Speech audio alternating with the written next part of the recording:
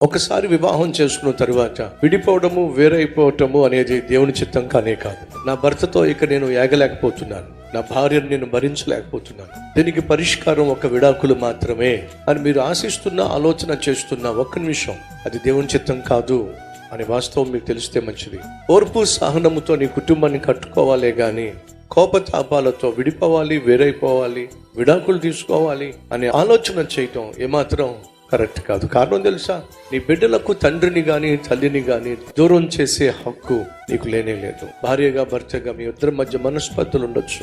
ఒకరిని ఒకరు క్షమించుకొని ఒకరి పట్ల ఒకరు ఓర్పు సహనము కనపరిచి కుటుంబాన్ని కట్టుకోవాలే గాని కుప్పకూల్చుకోవడానికి మాత్రం వీల్లేదు. జ్ఞానము కలిగిన స్త్రీ తన ఇల్లు నిర్మించుకుంటుంది, మూర్ఖురాలు తన ఇల్లు ఊడబెరుక్కుంటుంది. ఈరోజు నువ్వు మూర్ఖంగా ఆలోచిస్తున్నావు, భర్తను వదిలించుకోవాలనుకుంటున్నావు, మూర్ఖంగా ఆలోచిస్తున్నావు, భార్యను వదిలేయాలని ఆశపడుతున్నావు. దయచేసి ఆలోచన విరమించు.